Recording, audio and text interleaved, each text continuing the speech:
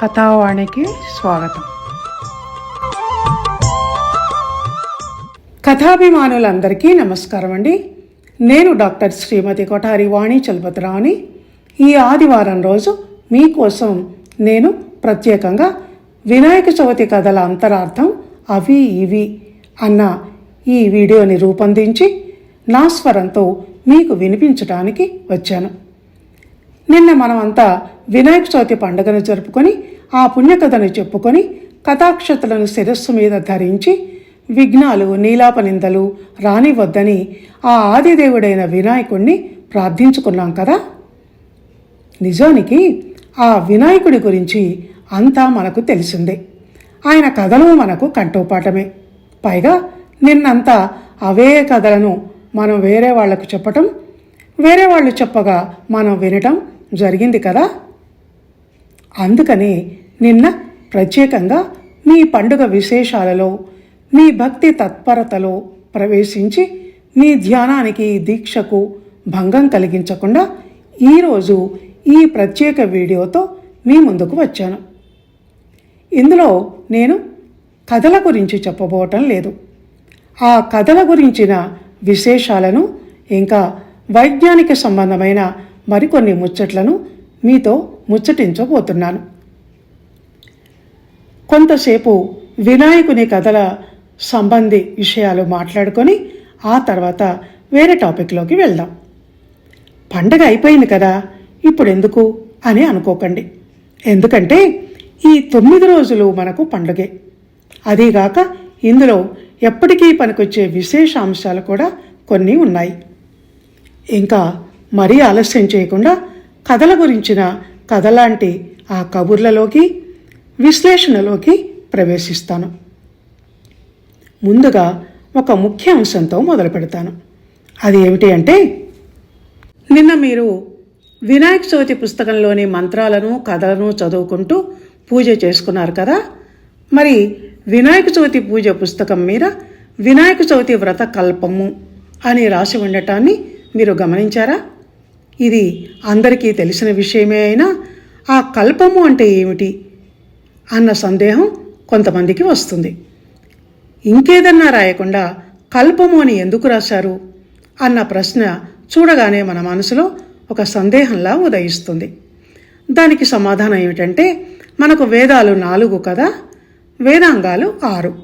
వేదాంగాలు అంటే ఏమిటంటే, వేదాలను సామాన్యులు కూడా సరిగా అర్థం చేసుకోవటానికి, ఉచ్చరించటానికి, వాటి ఉపయోగాలు ఏమిటో తెలుసుకోవటానికి వీలుగా గద్య రూపంలో పూర్వ మహర్షులు 6 గ్రంథాలను రూపొందించారు. అవే వేదాంగాలు అంటే. అందులో మొదటిది ఈ కల్పము.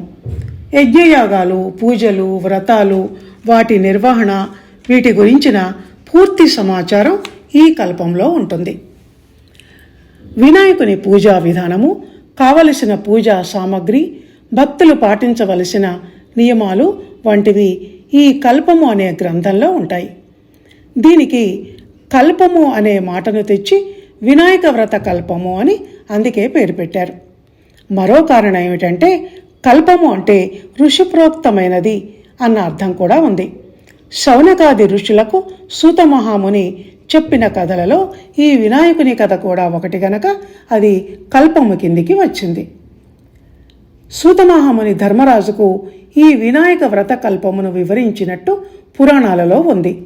మాయాజూదంలో ఓడిపోయిన ధర్మరాజు, మునివర, నేను నా సంపదనంతా పోగొట్టుకొని అరణ్యాలలో భార్యా తమ్ములతో తిరుగుతున్నాను.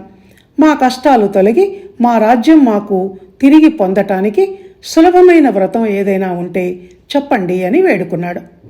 ఇక్కడ సులభమైన అన్న మాటను మనం అండర్లైన్ చేసుకుని ఇప్పుడు దాని గురించే మాట్లాడుకోవాలి. ధర్మరాజు అంతటి వాడు సులభమైన అన్న మాటను ఎందుకు వాడాడు అంటే, వినాయక వ్రత చేయటం సులభమైంది కనుక. మరో కారణం ఏమిటంటే, వైభవంగా వ్రతాలు పూజలు చేయటానికి కావలసినంత ధనం అప్పుడు ధర్మరాజు దగ్గర లేదు. ఉన్నదంతా పోగొట్టుకొని కౌరవుల పాలు చేశాడు కనుక ధనంతో పని లేని, తేలికగా అయిపోయి మళ్ళీ ఫలితాన్ని కూడా ఇచ్చేది అయినా ఒక పూజో వ్రతమో అప్పుడు ఆయనకు అత్యవసరంగా కావాలి. అలా ధర్మరాజు అడిగిన వెంటనే సూతమహామునికి అల్పసంతోషి అయిన వినాయకుడు గుర్తుకొచ్చాడు. అసలే భోళాశంకర్ని కొడుకు. చెంబెడు నీళ్లు నెత్తిన గుమ్మరించి 4 మారేడు దళాలు నెత్తిన వేస్తే సంతసించిపోయి వరాలు ఇచ్చే ఆయన. అలాంటి ఆయన అయితే ఈ బొజ్జగణపై ఏమో గరిక, ఉమ్మెత్త, రేగు, తెల్ల జిల్లేడు ఆకులతో అదే పత్రితో పూజ చేసి ఇన్ని ఉండ్రాళ్ళు నైవేద్యం పెడితే ఉబ్బి తబ్బిబ్బైపోయి మనం తలపెట్టిన పనులను నిర్విఘ్నంగా నెరవేరేలా చేసి మనకు ఆయురారోగ్యాలను, మంచి బుద్ధిని, విద్యను ప్రసాదిస్తాడు. అందుకే ఆ వినాయకుని వ్రతాన్ని చేయమని సూతమహాముని ధర్మరాజుకు చెప్పింది. ఇక భక్త సులభుడైన మన వినాయకుడు బాలభక్తులకు కూడా సులభుడేనండి. వాళ్ళు కూడా అవలీలగా ఈ వ్రతాన్ని చేయొచ్చు. నిజంగా పిల్లలకు వినాయకుడంటే ఎంత ఇష్టమో. చిన్నపిల్లలు ఏ ఇంట్లో ఉంటే ఆ ఇంట్లో ఈ పండగ హడావుడి, సందడి, చిలిపి అల్లరి అందుకే ఎక్కువగా ఉంటాయి. పలక, బలపం, పుస్తకాలు, పెన్ను, కొత్త బట్టలు దేవుడి ముందు పెట్టి ఓ బొజ్జ గణపయ్య నీ బంటు మేమయ్య ఉండ్రాళ్ల మీదికి దండుబంపు కమ్మని నెయ్యైన కడుముద్ద పప్పైన బొజ్జ విరుగక తినుచు పొరలు కొనుచు అని గమ్మత్తైన పద్యాలను పాడతారు. పూజంతా అయ్యాక పూజలో మా వల్ల తప్పులేమైనా జరిగితే క్షమించమని ఆయన ముందు గుంజీళ్లు తీసి మరీ వేడుకుంటారు. ఆ రోజు పిల్లలు ఎన్ని తిట్లు ఎంతమందితో తింటే అంత మంచిది అని ఆ రోజుల్లో పెద్దలు తమాషాగా అంటుండేవాళ్ళు.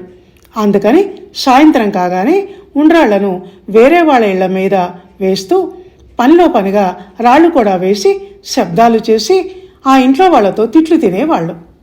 ఇది నా చిన్నప్పుడు నేను మా ఊళ్ళో చూసిన దృశ్యం. మేము రాళ్ళు వేయలేదు కానీ ఉండ్రాళ్ళు మాత్రం వేసేవాళ్ళం. ఆ ఉండ్రాళ్ళు కూడా మా అమ్మ పచ్చి బియ్యం పిండి, బెల్లం, నీళ్లతో గోళీల సైజులో 9 ఉండలు చేసేది. ఒక్కో ప్రాంతం ఒక్కో పద్ధతి కదా. బొజ్జగణపయ్య భోజన ప్రియుడు, అందుకే అంత బొజ్జ అంటారు. కానీ పాప ఆయన ఏం తింటాడని నా మొహం. ఆ తినేవి ఎంతటి మామూలు వంటకాలు, ధర తక్కువ పదార్థాలు అంటే అటుకులు, కొబ్బరి పలుకులు, చిటి బెల్లము, నానుబ్రాలు, చెరుకు రసంబున్ నిటలార్చు నగ్రసుతునకు పటుతరముగా విందు చేసి ప్రార్థింతు మదిన్ అన్న పిల్లల పద్యంలోనే తెలియటం లేదు ఆయన మెను. ఇందులో చెరుకు రసం ఒక్కటి తప్ప ఒక్కటైనా చెప్పుకోదగ్గ ఖరీదైన పదార్థం ఉందా? బాగా ఆలోచిస్తే ఇందులోని రహస్యం ఏమని తేలుతుందంటే వినాయకుల్లో ఒక చిన్నపిల్లవాడి మనస్తత్వం ఉందేమోనని. అంతేగా మరి. పిల్లలు ఏమన్నా పెట్టమని అడిగితే తల్లి ఏం చేస్తుంది? వాళ్ళకిష్టమైన పప్పు, బెల్లాలు అంటే మంచి శనగపప్పు, వేరుశనగపప్పు చేతిలో పోసి ఓ బెల్లం ముక్క కూడా దానికి జత చేసి ఇంక వెళ్ళి తినిపో అంటుంది. వినాయకునికి కూడా అవే ఇష్టమని ఈ పద్యం సాక్ష్యం చెప్తోంది. దీన్ని బట్టే వినాయకునిది ఎంత స్వచ్ఛమైన బెల్లం ముక్క లాంటి తీయటి మనసో మనకి తెలుస్తోంది. వినాయకుడు తిను పదార్థాలే కాదు, ఆయన రూపం కూడా అతి సాదా సీదా రూపం. ఇంకా చెప్పాలంటే చూడగానే నవ్వొచ్చే రూపం. మరుగుజ్జు రూపం అంటే పొట్టివాడు, కుండబొజ్జ, చాటలంత పెద్ద పెద్ద చెవులు, చింతాకుల్లాంటి చిన్ని చిన్ని కళ్ళు, పెద్ద తొండంతో ఏనుగు తల. వంగితే లేవలేడు, లేస్తే వంగలేడు. అది చూసే కదా ఆ రోజు చంద్రుడు నవ్వింది. ఫలితంగా నిన్ను చూసిన వాళ్ళు నీలాప నిందలు పొందుతారు అన్న శాపానికి గురయ్యాడు.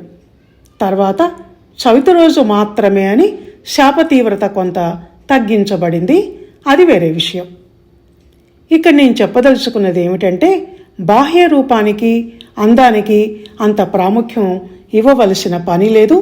అంతఃశుద్ధి, ఆత్మజ్ఞానం ముఖ్యమని వినాయకుని రూపం, దానికి సంబంధించిన ఆయన కథలు మనకు చెప్పక చెప్తాయి.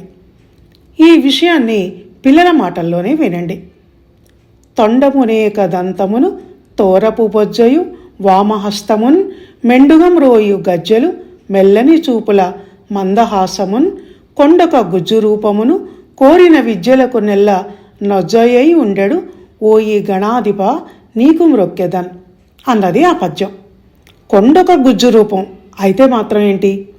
విద్యలన్నింటికీ గురువు, దేవతాగణానికంతటికీ అధిపతి వినాయకుడు అని అమాయకంగా పిల్లలు వేడుకొని ఆ చిన్ని వేడుకోలులో ఎంతటి పరిపక్వత, జ్ఞానకాంక్ష ఉన్నాయో కదా. అన్నది పిల్లలైనా వాళ్ళన్నది మాత్రం పెద్ద మాట. వినాయకుడు జ్ఞాననిధి, అంతేకాదు మంచి వ్రాయసగాడు కూడా. అందుకే వ్యాసమహర్షి సంస్కృత భారతాన్ని ప్రారంభించదలుచుకున్నప్పుడు పెట్టిన పందెం, నేను చెప్పినంత వేగంగా గంటం ఆపకుండా నువ్వు వ్రాయాలి అన్న దానిలో తన దంతాన్ని ఊడబెరికి గంటంగా మార్చి తాను ఏకదంతుడైన పందెంలో మాత్రం విజయం సాధించాడు. వినాయకుడు ఏకదంతుడు కావటానికి ఉన్న ఎన్నో పురాణ కథల్లో ఈ కథ ఒకటి. ఇక గణపతి తెలివితేటలు, సమయస్ఫూర్తికి ఉదాహరణ ఆయన గణాధిపత్యాన్ని పొందిన విధం ఒక్కటి చాలు. తమ్ముడు కుమారస్వామికి తనకు భూప్రదక్షిణ అనే పోటీని తండ్రి శివుడు పెట్టినప్పుడు తనకు ఆ సామర్థ్యం లేదు, తన శరీరం అందుకు సహకరించదు అని తెలిసిన వినాయకుడు తన మేధస్సును ఉపయోగించి తల్లిదండ్రులను మించిన పుణ్యక్షేత్రాలు, తీర్థాలు లేవని భావించి ఆ ఆది దంపతుల చుట్టూ ముమ్మారు ప్రదక్షిణం చేసి భూప్రదక్షిణం చేసినంత పుణ్యంతో పాటు గణాధ్యక్ష పదవిని సొంతం చేసుకున్నాడు. తెలివితేటలంటే అవి. సమయానికి తగిన ఆలోచనలు చేయగలగటం అంటే అది. నిజంగా ఒక ఆశ్చర్యాన్ని కలిగించే విషయం ఏమిటంటే, పురాణ కథలన్నీ దేవుళ్ళ కథలు అయినా అవి ఒక్కోసారి మన భూలోకవాసుల కథల్లా అతి సామాన్యంగా అనిపిస్తాయి. అందులోనూ ఎంతో సైన్స్ ఉందని అనిపిస్తుంది. ఈ కోణంలో పరిశోధన చేయదలుచుకున్న వాళ్లకు నిజంగా ఇదొక ఆసక్తికరమైన అంశం. శారీరక మానసిక శాస్త్రం, వైద్య శాస్త్రం, ఫిక్షన్, రియాలిటీతో పాటు ఫ్యాంటసీ అంటే అద్భుత కథలు ఇందులో ఎన్నో కనిపిస్తాయి. ఇకపోతే దయ్యాలు, భూతాలు, రాక్షసుల కథలన్నీ చంపటం, చావటం, శాపాలు వంటివి హర్రర్, క్రైమ్ కథల లాంటివి. ఇదిగాక ఇప్పుడు మనం మోడర్న్ మెడికల్ సైన్స్గా చెప్పుకుంటున్న ఎన్నో అద్భుతాలు పురాణ కథల్లోనూ మనకు కనిపిస్తాయి. గుండె, కాలేయం, ఊపిరితిత్తులు వంటివి మనిషి శరీరంలో పాడైతే వాటి స్థానంలో చనిపోయిన వారి అవయవాలు తెచ్చిపెట్టడం అన్నది ఇప్పుడే కాదు అప్పుడు ఉంది, జరిగింది అని గజాననుడి కథ మనకు చెప్పక చెప్తూ ఉంటుంది. పార్వతి చేసిన పిండి వినాయకుడికి ప్రాణప్రతిష్ఠ జరిగాక శివుడు గజాసుర్ని చంపి రక్తం కారుతున్న ఆ ఏనుగు తలను చేతిలో పట్టుకొని వచ్చి శివుడు తనను అడ్డుకున్న వినాయకుని తల ఖండించిన తర్వాత పార్వతి కోరిక మీద ఏనుగు తలను వినాయకునికి అంటుపెడతాడు. ఈ అంటుపెట్టడంలో దేవుని అద్భుత లీలగా అనిపించే అద్భుత శాస్త్రం కూడా ఉంది. గజాసుని పొట్ట చీల్చుకొని శివుడు బయటకు రావటం కూడా అలాంటిదే. అలాగే శివపార్వతులకు వినాయకుని జననం తర్వాత కుమారస్వామి జన్మించాడు. ఇద్దరి ఆకారాలలో, అందచందాలలో తేడా ఉంది. కుమారస్వామి అందగాడు, చురుకైనవాడు. వినాయకుడు ఏనుగు తలవాడు, మరుగుజ్జు రూపం వాడు. కుండపొజ్జ భారీ కాయం కారణంగా మందగమనుడు. ఒకే ఇంట్లో ఉన్న ఇద్దరు పిల్లల్లో ఒకరు అలా, మరొకరు ఇలా ఉన్నప్పుడు వాళ్ళ మానసిక స్థితి ఎలా ఉంటుంది అన్నదానికి వినాయకుడు, కుమారస్వామిల కథ ఒక ఉదాహరణ. ఈ కథలో మనస్తత్వ శాస్త్రం దాగుంది. ఇలా ఎన్నో విశేషాంశాలు, ఎన్నో కథలు తరచి చూసిన కొద్దీ ఆలోచనలకు, విశ్లేషణకు ఎన్నో అద్భుత విషయాలు అందుతాయి. ఎన్నో విషయాలు మన మనోదృక్పథానికి కనిపిస్తాయి. పురాణ కథలను కేవలం దైవలీలలుగా మాత్రమే భావించి అక్కడితోనే మన ఆలోచనలు ఆగిపోతే ఆధ్యాత్మిక ఆనందాన్ని మాత్రమే మనం పొందగలుగుతాం. కొత్త కోణంలో ఆలోచించి కొత్త విషయాలను పట్టుకోగలిగితే మరో మార్గం మనకు కనిపిస్తుంది. అందుకే అనేది మన దృక్పథంలో మార్పు రావాలి అని. పురాణ కథలను సైతం ఆధునిక కాలమాన పరిస్థితులకు అన్వయించుకొని కొత్తగా ఆలోచించటం, విశ్లేషించటం ప్రారంభించాలి. ఏదో వినాయక చవితి పండగ వచ్చింది, తప్పదు కనుక పూజ అయింది అనిపించి అన్ని ప్రత్యామ్నాయాలతో వ్రత సమాప్తి చేసేసి కథను గడగడ పాఠంలా చదివేసి ఇన్ని అక్షింతలు నెత్తిన వేసుకొని మంగళం పాడేస్తే ఎక్కడ ఉన్న వాళ్ళం అక్కడే ఉంటాం, ఎదుగుదల అనేది లేకుండా. కొత్త పుంతలు తొక్కటం అన్న మాట అయితే ఇక మన మనస్సు ద్వారం వరకు కూడా రాదు. ఏదైనా అసలు మొదలు ప్రయత్నం అనేది చేస్తేనే కదా ఫలితాన్ని ఎంతవరకు పొందగలిగాము అన్న ప్రశ్న ఉదయించేది. మన ప్రాచీన ఋషుల మేధస్సు ఒక జ్ఞాన భాండాగారం. అంతేగాక వాళ్లకు భవిష్యత్ కాలజ్ఞానం కూడా ఉండటం వల్ల రాబోయేదాన్ని కూడా ముందే దర్శించి దానికి అనుగుణంగా పురాణాలను, కావ్యాలను రచించారు. అదేగాక వాళ్ళ మెదళ్లలో నిక్షిప్తమై ఉన్న శాస్త్ర జ్ఞాన నిధి ఈ కాలం మన సైంటిస్టుల శాస్త్ర పరిజ్ఞానాన్ని సైతం మించింది. ఏ మిషన్లు, ఆధునిక పరికరాలు, సాంకేతిక పరిజ్ఞానం లేకుండానే ఎంతో సైన్స్ను మనకు పురాణ కథల ద్వారా వాళ్ళు బోధించారు. ఇప్పుడు మేము చాలా మోడర్న్ యుగంలో ఉన్నాం, సైన్స్ మాతోనే పుట్టి పెరిగింది అని మనం విర్రవీగాల్సిన పని లేదు. ప్రాచీనులను ఛాందస్సులు అని ఈసడించాల్సిన పని అస్సలు లేదు. అపారమైన జ్ఞాన సంపద అప్పుడే ఉంది. ఇప్పుడు మనం ఎన్నో అద్భుతాలు చేస్తున్నాం అని అనుకుంటున్నవన్నీ అప్పటి వాటిని ఆధారం చేసుకొని ఆ మూలాలను గ్రహించి చేస్తున్నవే. పర్యావరణం అని ఇప్పుడు మనం అంటున్నాం, కానీ అప్పటి మనిషి పర్యావరణానికి ప్రతీక. ప్రకృతిలోనే పుట్టి అందులోనే పెరిగి పెద్దయ్యాడు, మట్టి మనిషిగా జీవించాడు. ఆ పర్యావరణంలో ఇప్పుడు మనం జీవించకపోగా ఫ్యాక్టరీ పొగగొట్టాల, మిషన్ల వాడకంతో నాశనం చేస్తున్నాం. కనుక పర్యావరణ పరిరక్షణ అని మొత్తుకుంటున్నాం. ఆ రోజుల్లో మట్టితోనే వినాయకుణ్ణి చేసి పూజించేవారు. ఎవరింట్లో వాళ్ళు ఏ ఆడంబరాలు, ఆర్భాటాలు లేకుండా భక్తి శ్రద్ధలతో. స్వాతంత్ర్య పోరాటం సందర్భంలో ప్రజలందరినీ సంఘటితం చేయటం కోసం వీధుల్లో, కూడళ్లలో వినాయక చవితి నవరాత్రి ఉత్సవాలు ప్రారంభమయ్యాయి. కొంతకాలం సదుద్దేశంతో సక్రమంగానే సాగినా ఇప్పుడు మాత్రం కొన్ని చోట్ల ఓ వేలం వెర్రిగా అది తయారైంది. వినాయక మంటపాలలో డీజీ మ్యూజిక్లు, సినిమా పాటలు, డ్యాన్సులు, భక్తిలో సినిమాను చొప్పించి రీమిక్సింగు అన్నది ఇప్పుడు కుర్రకారు చేస్తున్న వినాయక చవితి ఉత్సవాలు. రసాయన రంగులతో భారీ వినాయకుని విగ్రహాలు, రోడ్ల మీదే తిండ్లు, ఎక్కడ పడితే అక్కడ ఎంగిలి విస్తరాకులు పడేయటం, వినాయక నిమజ్జనం పేరిట పెద్ద కోలాహలం, సామాన్య జనజీవన స్రవంతికి ఇబ్బందులు కలిగించటం, కంప్యూటర్ వినాయకుడు, అంతరిక్ష వినాయకుడు, క్రికెట్ ప్లేయర్ వినాయకుడు అంటూ ఒక అర్థం పర్థం ఆచారం లేకుండా ఎవరి బుర్రకు తోచిన పైత్యాన్ని వినాయక విగ్రహాల తయారీలో వెళ్ళగక్కటం చేస్తున్నారు. వినాయక నవరాత్రులు అయిపోయాక నిమజ్జనం తర్వాత వీధులను, కుంటలను, సరస్సులను ఇలా వేటిని పడితే వాటిని కాలుష్యపరం చేస్తున్నారు. శాస్త్రజ్ఞులను ఆందోళన కలిగిస్తున్న విషయం ఇది. ఏనాటి వారు అయినా ఋషిప్రాయులైన కవులు వినాయకుని కథ ద్వారా మనకి ఎన్నో పర్యావరణ సూక్తులను, తద్వారా లభిస్తున్న ఆరోగ్య పరిరక్షణను, ప్రకృతితో, జంతుజాలంతో, క్రిమికీటకాదులతో మనకు ఉండాల్సిన జీవన సంబంధాన్ని, జీవ కారుణ్యాన్ని బోధించారు. వినాయకుని వాహనం ఒక చిన్ని ఎలుక. ఆయన ముఖమేమో ఆటవిక ప్రాంత మృగమైన ఏనుగు తల. భిన్నత్వంలో ఏకత్వం అంటే ఇదే కదూ. ఎవ్వరినీ చిన్న చూపు చూడొద్దు, వాళ్ళు చిన్నవాళ్లైనా అని చెప్పటం లేదు ఈ కథ. అంతెందుకు, వినాయకుని రూపమే సగం మనిషి, సగం మృగం అయిన ఏనుగు.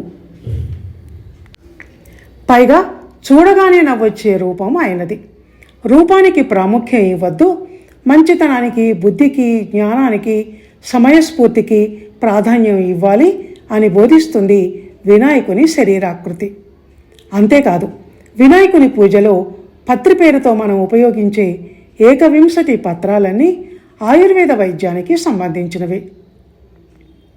ఇలా స్పర్శిస్తే చాలు మన ఒంట్లోని రోగాలను మటుమాయం చేసే శక్తి వాటికి ఉంటుంది. అంటే అర్థం, మన చుట్టూనే ఒక పెద్ద ప్రకృతి వైద్యశాల ఉంది.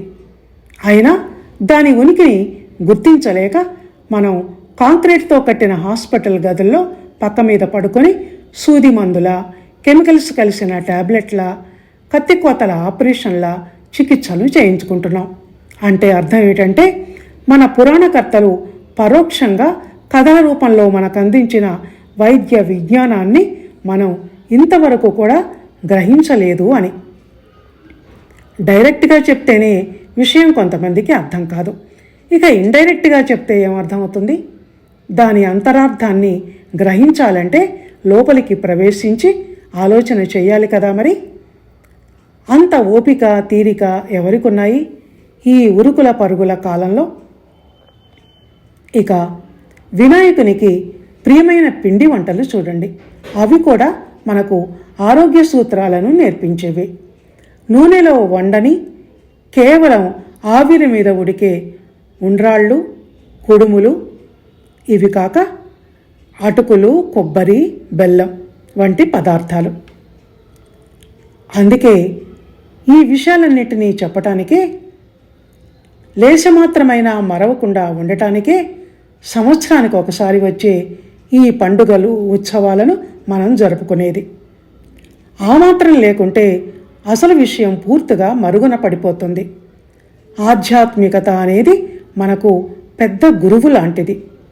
పుణ్యం రావటం కోసం పూజ చేయటం, చచ్చాక పుణ్యలోకాలు లభించటం కోసం భక్తిని పాటించటం, ఇలా కాదు మనం చేయాల్సింది. ప్రతి ఆచారం వెనుక ఉన్న అసలు మర్మాన్ని పట్టుకొని అది అలా ఎందుకు పెట్టారో, దానివల్ల మానవాళికి వనగూరే లాభాలేమిటో అవి తెలుసుకోగలగాలి. వెనకటి వాళ్ళు ప్రయోజనం లేకుండా ఏ పనిని చెయ్యలేదు, మనల్ని చెయ్యమని ఏ పురాణంలోనూ రాయలేదు. ఉదాహరణకి, మానవ వ్యక్తిత్వ వికాసం, పర్సనాలిటీ డెవలప్మెంట్ అన్న మాటను తరచూ ఇప్పుడు మనం వాడుతున్నాం కదా. దానికోసం కోచింగ్ క్లాసులు, కౌన్సిలింగ్లు కూడా నిర్వహించబడుతున్నాయి కదా. దీని గురించి మన ఋషులు అప్పుడెప్పుడో ఎన్నో విషయాలను ఆల్రెడీ చెప్పేశారు. ఉదాహరణకు వినాయకుని వ్యక్తిత్వాన్నే తీసుకోండి. ఎంతటి ఆత్మవిశ్వాసం, ఆత్మగౌరవం, సమయస్ఫూర్తి కనిపిస్తాయి ఆయనలో. అందరూ పొట్టివాడు, భారీకాయుడు, సగం జంతురూపుడు అని నిరసించినా అదరలేదు, బెదరలేదు, చెక్కు చెదరలేదు. ఆయన తనకు అర్హత లేని గణాధ్యక్ష పదవిని సైతం తెలివితేటలతో సాధించి పొట్టివాడైనా గట్టివాడు అని నిరూపించాడు. శరీరాకృతిలో లోపాలు ఉన్నవాళ్ళు సహజంగా ఆత్మన్యూనతకు గురవుతారు. కానీ శారీరక సౌందర్యం కన్నా మానసిక సౌందర్యం గొప్పదని నిరూపించాడు మన వినాయకుడు. లోపాలు ఉన్నవాళ్లను గేలి చేయకూడదని పరోక్ష సందేశాన్ని మానవాళికి ఇచ్చాడు. ఇలా చెప్పుకుంటూ పోతే ఎన్నో విషయాలండి. పిండితార్థం ఏమిటంటే, అర్థం లేని చదువు వ్యర్థం అన్నట్టు అర్థం పరమార్థం తెలియని ఆధ్యాత్మికత కూడా ఉండి లేనట్టే లెక్క. ఆధ్యాత్మిక జ్ఞానం అదో పెద్ద గుప్త నిధి లాంటిది. తవ్వి తీయగలిగితే, తీసిన దాన్ని మనసుకు ఎక్కించుకోగలిగితే ప్రతి మనిషి ఒక ఋషి అవుతాడు, మహాపురుషుడవుతాడు, సాక్షాత్తు ఆ పరమాత్ముడే అవుతాడు అని చెప్తూ, మన ఇళ్లలో జరిగే ప్రతి శుభకార్యానికి, పూజకు, వ్రతానికి ప్రథమ తాంబూలాన్ని అందుకొని ఆ ఆదిదేవుడి మహిమలు, గొప్ప గొప్ప విశేషాంశాలు ఎంత చెప్పుకున్నా తరగనివి కనుక ఈ రోజుకు ఈ కొన్నింటితో మాత్రం సరిపుచ్చి మీ దగ్గర సెలవు తీసుకుంటాను. ధన్యవాదాలు. జై గణేష, జై జై గణేష.